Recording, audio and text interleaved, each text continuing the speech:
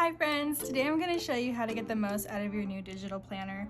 If you haven't watched our Google Drive video yet, please go to your Start Here guide and access this link. Here I'm going to show you how to go download your files, which will send you to this page and also your Google Drive download page. You'll learn how to import your planners in your sticker book through Google Drive. So if you haven't done that yet, please go there first before watching this video. When you first import your planner into Goodnotes and you want to start flipping through everything, here's 3 quick links that you need to know how to navigate the easiest way around. All of our covers, if you tap them, go straight to the welcome page.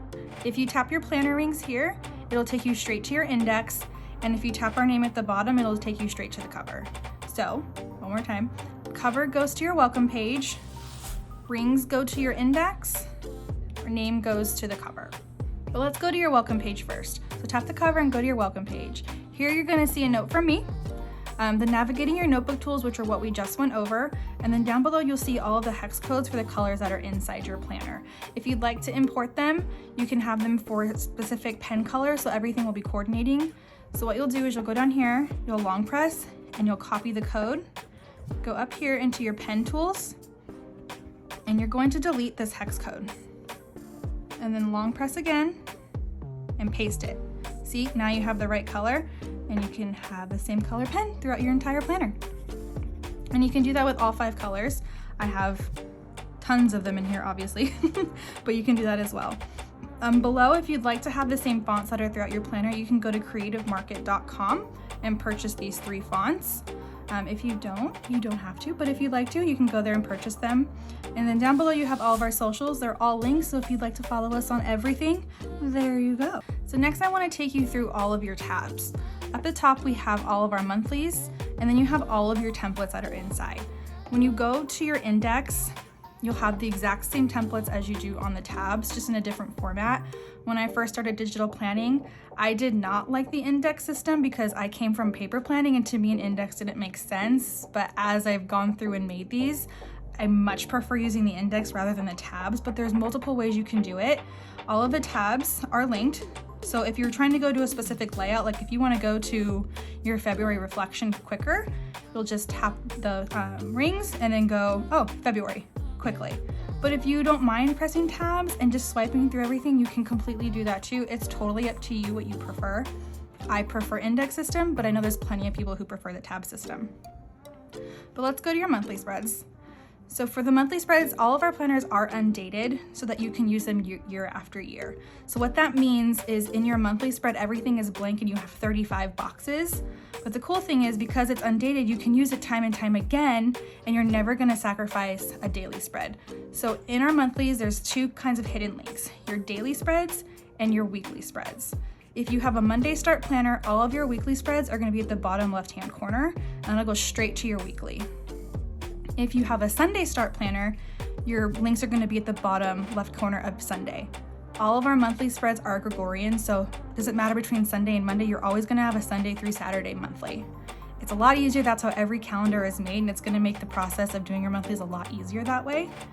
But if you would like to go to your dailies, you'll press the top right-hand corner of every single day. So every single corner in this monthly has a link. Again, and that's because we have everything undated, so the months are going to change year after year, and this way you're not having to sacrifice moving dates around or moving your daily spreads around. It's going to be a lot easier for you to navigate. So bottom left goes to your weekly, and top right goes to your daily spread. Super easy. I promise you it's not going to be hard to navigate. You're going to learn to love this so much. It's going to make making your spreads so much faster, I promise. Now, if you go to our weekly spread, this is the spread that comes standard throughout all of your months. So if this is not one that you want one week because you're getting kind of tired of it, which I do, you can go to your templates down here in layouts and change them. These are your extra weekly spreads. There's a couple different types. This one is a weekly hourly, and you'll have 2 pages to duplicate. This one is a weekly dashboard, and again, you'll have 2 pages. This one you would only duplicate once. So let me show you how to do that. So say you wanted this spread for for April. So you go into your first week of April, which is this week, and you're like, you know what? I don't want that one. You'll go down here to your layouts and try and find the one that you want. Okay, this is it. So you're gonna tap the 3 dots and select copy page. So now it's copied. You'll go to your monthly spread, go to the week that you want to cover, and tap these 4 little dots up here. You see those? Sometimes when you do this, when you tap these, it'll take you to the very top of your planner. If that happens for you, just close it out and redo it, and it'll bring you right back to the page that you're supposed to be on. But to add the new weekly spread, what you're gonna do is you're gonna go there, tap the arrow right there, add page after, and then paste page. And it's gonna paste it right next to it. Now this doesn't change the links. So if you still press here, it's gonna go to the one that's preset, but what you can do so that you're not wasting an entire spread, I will take my lasso tool and draw a square, long press, and take a screenshot. And then you'll just copy that. And then what you can do, you'll long press again and paste it. So now you can just cover this whole page like that. Let's see, actually, we're gonna do it this way.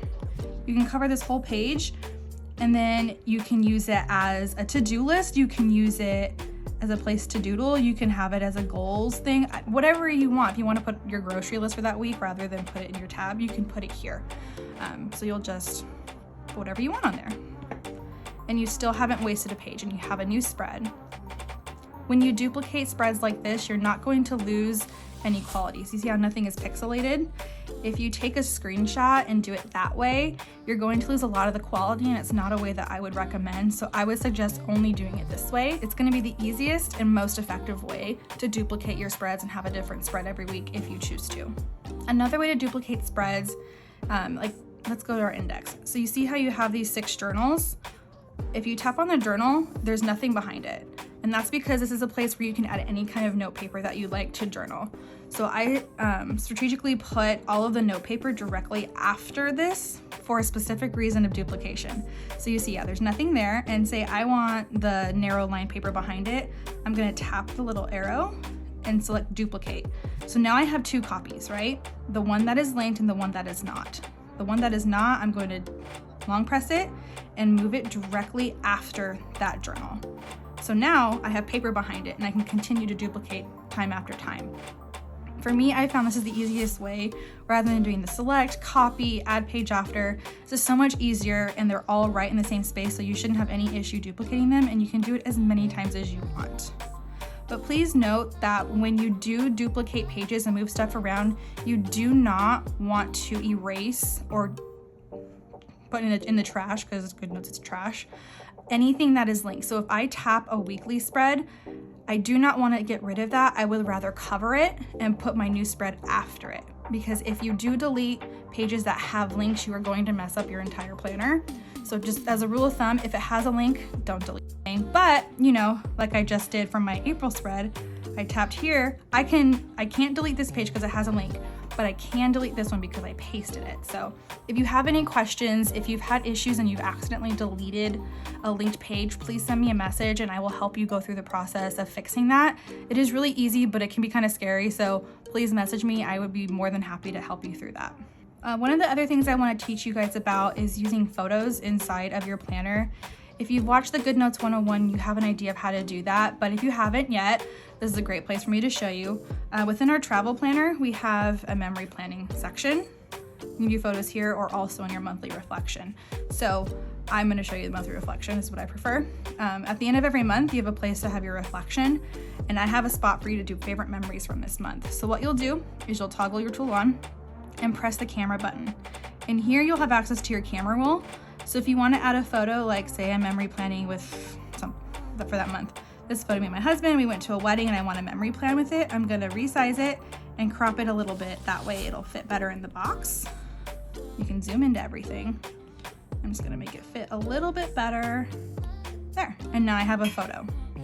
Hello, Hydro Flask. So it's really easy to use. You can do so many different things. You can have inspirational photos, like what if I wanted to put on my weekly spread? Like let's go to April, go to my weekly spread, and I'm like, ooh, I really wanted to add this photo because I thought it was beautiful, of this latte that my husband made. And it just makes me happy, so I'm gonna add it. You can do that. There's so many different things you can do with photos, but that's one easy step that you can do to add the photos in there. Next is gonna be showing you how to use the shapes tool and the lines. So when you go into your planner, oopsie, I don't want that. when you go into your planner and you want to write, so let's say we're going to write we're going to do our daily spread. Let's go to our daily spread. So we're gonna go to a daily spread. So say you wanna do your time block for your daily. I usually use a highlighter. So I'll grab a highlighter and I'll make it pretty small. And say you wanna do a time blocks, you can draw as close as you can as a perfect square. You're gonna long press and hold it and it will make a perfect box. Now, you'll tap your shapes tool and tap the lines that you just drew and you'll be able to adjust it.